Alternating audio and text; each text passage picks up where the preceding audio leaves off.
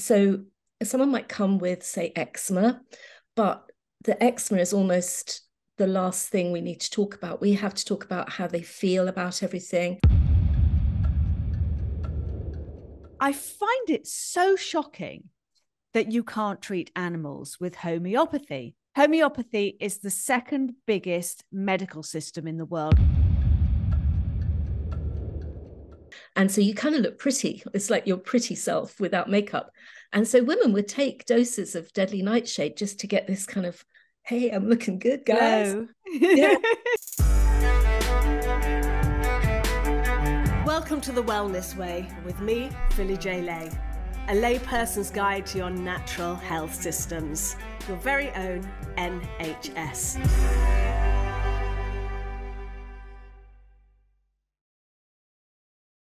Hello, lovely people, and welcome to another fantastic episode of The Wellness Way today. I have got a woman that I'm so grateful to. She reached out to me when my little dog, Rupert Bear, was ill. She is a homeopath, a classical homeopath. And she reached out to me to say, what can I do to help? Now, Rupert was too far gone when I posted on Instagram, which she saw. But this woman was so incredibly kind and so incredibly giving. I find it so shocking that you can't treat animals with homeopathy. Homeopathy is the second biggest medical system in the world. Over 200,000 people use it on a daily basis. It's still the main form of medicine in the Far East and India. And it's truly remarkable. So without further ado, I'm going to bring the beautiful Marie on and let's talk homeopathy. We've got so much to get through, my lovely. So Hi, yes. Well, my name's Marie Mcloughlin and I'm 61 years old and I've been a homeopath for, I think, over 25 years. And I love it. I just love my work. And I think I began the journey when I was about 21 and I had just crippling panic attacks. Where I couldn't sleep until it was dawn. I would wait until the sun came up and then I could let go and sleep. I was just not functioning at all for about 9 months. And my mum was living in England at the time. And I remember walking through Wimbledon and she came around the corner and I just said, oh, Mum, I'm so sick. I'm so sick. And she looked at me, opened her handbag and gave me a novena, a prayer book. She's an Irish Catholic lady. So I knew I was on my own. Like there was nothing that was going to come to rescue me.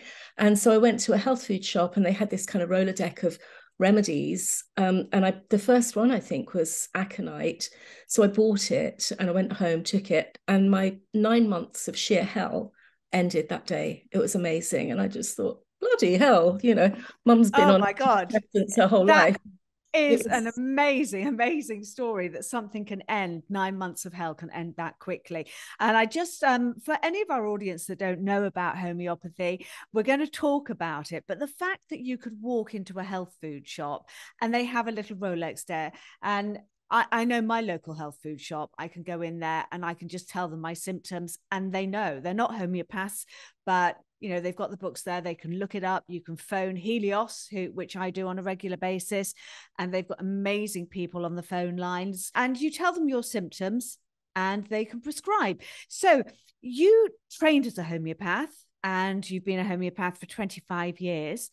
And I just want you to explain to our audience what exactly it is. It's like for like, that you're treating the whole person, not a symptom. That is I think the really key thing to homeopathy. So someone might come with, say, eczema, but the eczema is almost the last thing we need to talk about. We have to talk about how they feel about everything. So someone with eczema might feel very vulnerable and ugly and disgusting. I'm just suggesting that, some people might feel that. I'm not saying everyone with eczema feels like that. That would just be awful. But, I'm just presenting a type of case. And so I would need to explore all of those feelings. And then all of their modalities, like when they like to sleep, when they wake up, what they're like when they wake up, what they eat, what they can't stand, who they can't stand, all their relationships. It's so in depth. It's you have to examine every part of a person and even their dreams. And my favorite part is the mental and emotional side of things, because that seems to be where everything begins. The spark of illness starts within, and then it gets pushed out to the surface, you know, in the form of disease or symptoms. So it's really interesting. I feel like Miss Marple. I'm just there kind of getting all the different stories that they tell me, and just trying to find a way to coalesce everything to make a story that fits a remedy picture. So when you read remedy pictures, they're almost like when you read your star sign. It's like you kind of say, for example, the remedy Thuya, which I was learning at college, and I was sitting in the front row learning this remedy, which is made from a pine tree. And I was thinking, oh my God, that's me. And I was kind of going redder and redder because it's kind of awful. You know, they've got some really crappy bits about them, which all people do. And so the teacher was teaching this remedy, and I was thinking, this is me, this is me. So then I went back to my homeopath and said, I need Thuya. And she was like, no, you don't. I know what you need. She didn't want me to tell her what I needed.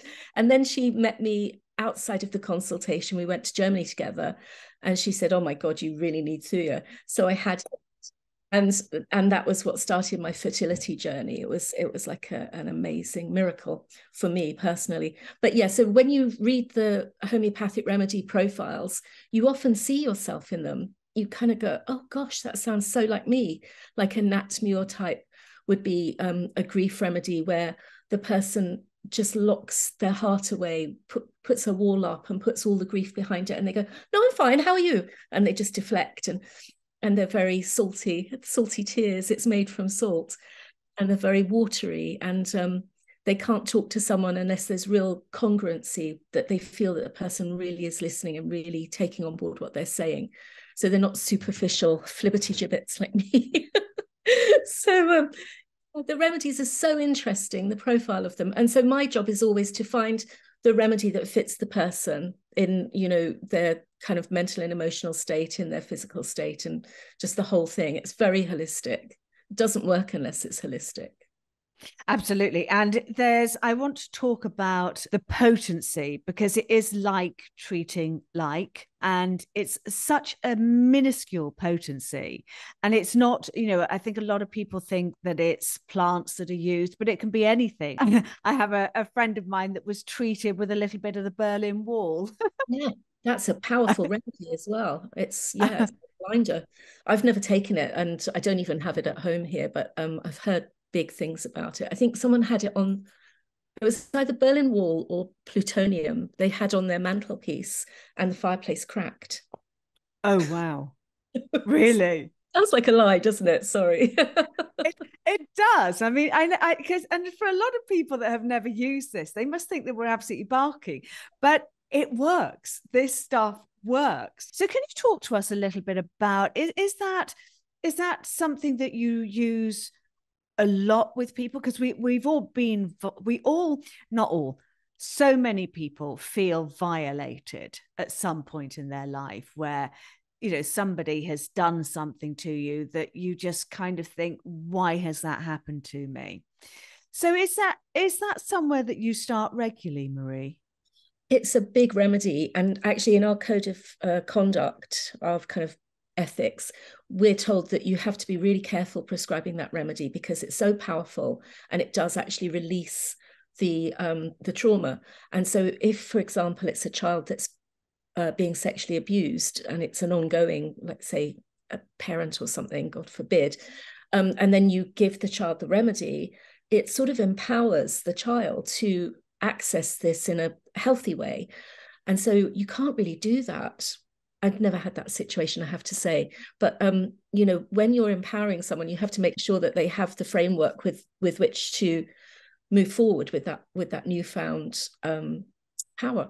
So, yeah, I have given it to thousands of people, I have to say, over the years. And it is a big picture. Trauma and violation is a big, well, particularly now where everyone's just coming out of lockdown, like, you know, absolutely in shock. Yeah. So then I'm going to go to the other side of the scale, and I'm going to talk about menopause. Because I had a really bad time with my menopause until I discovered something called Lady Care. Lady Care is a magnet, a great big powerful magnet that you just clamp on your pants on either side of your knickers. And it was very entertaining. I remember having my daughter brought her boyfriend to meet me for the first time ever, and I went to lay the table, and the knives and forks all stuck Oh to my tracksuit bottom around the badge, and I'm like, oh, sorry about that. And then I didn't know what to do. I was so embarrassed, so I proceeded to show him how I could stick to a radiator with this incredibly powerful magnet. However, that isn't homeopathy, but it makes me laugh. And they're still together, so I wasn't that mad a mother. Anyway, there are so many things and remedies that you can give for menopause, and again, there are so many different symptoms, and you're not looking at the whole kind of, this isn't like Western medicine where you say this is your menopause medicine. You're looking at all the different symptoms of medicine, of menopause. So can you just run us through some of those symptoms, like hot flushes? Take us through the gamut and what you give for them. Yeah. Okay. So one of the things of menopause, I mean, everyone knows about the hot flushes, and there are lots of remedies for hot flushes, belladonna being one. Belladonna is made from deadly nightshade, and it was actually used in the olden days. Women would use it to make their eyes. So if you're poisoned by deadly nightshade, the pupils of your eyes get big and black, and you get very pale, and your lips go red. No, you don't get pale. You get you get flushed cheeks. And so you kind of look pretty. It's like your pretty self without makeup. And so women would take doses of deadly nightshade just to get this kind of, hey, I'm looking good, guys. Yeah, yeah. But so as a homeopathic remedy, the picture would just be like bursting red heat, just needing to be fanned, and a bit kind of crazy, a bit a bit bonkers in the head. So that's a good one for menopause. Another thing, folliculinum, that we mentioned before, is really good for when women get to that stage in their life where they don't really know who they are anymore, because they're no longer able to procreate. They're kind of getting a bit, washed up. Some might say, they're not the same young, fresh thing that they were before. So they don't feel as good about themselves as they did. The skin starts to get saggy. Yeah. And then to top it all, your children leave home, and you just go, what the fuck am I meant to do now? I know, because all of these things that were your identity just leave one by one, and you kind of feel like, oh, who am I? And so folliculinum is very, very good for addressing that. It's kind of a deep place to start, and I wouldn't necessarily just say to anyone, oh, if you're feeling this, go and take folliculinum. I kind of think, there's a duty of care with people if they've got these symptoms, to be there for them, to support them, and to watch what the remedy does and what it brings up for them.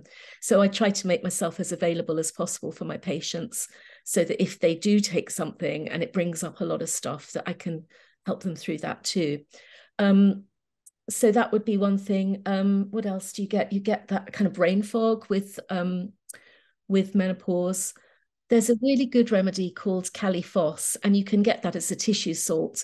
And it's great for just when you're not able to focus your mind. It's just very fragmented, and you're just worrying about everything. And, when your head touches the pillow and you're very tired, suddenly the monsters in your brain just start talking and going, oh, that gas bill's a bit high. How am I going to pay it? And, how am I going to do this? And everything's a problem, and it's got teeth and claws because it's bedtime. Yeah, I go to bed going, that gas bill's a bit high, and it's the fucking government taking my money. Oh, God. Well, exactly. So there are three things. Let me think. What else?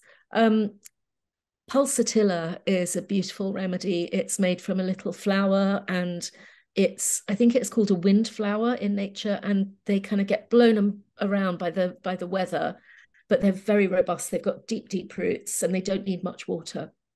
But as a pulsatilla type that needs the remedy, they got terrible mood swings. So one minute they're up, the next minute they're down. It's very much a teenage remedy where the girls are slamming the door going, I hate you, and run upstairs in floods of tears, and then wants cuddles and like, I love you, mummy, that kind of emotional roller coaster. If you are enjoying my work, please sign up to my webpage, phillyjlay.com, and you will receive my newsletters and an exclusive Walking into Your Future meditation. And if you buy my course, The Wellness Way Masterclass, Your Natural Wellness Journey, you will get 2 amazing free bonus gifts: my Wellness Awakening album and a video on how I make my herbal teas.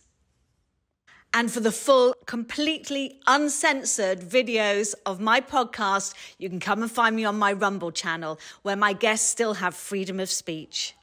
And join me on my Locals community channel, where I will be building my community and starting my weekly Zoom calls for the price of a cup of coffee a month.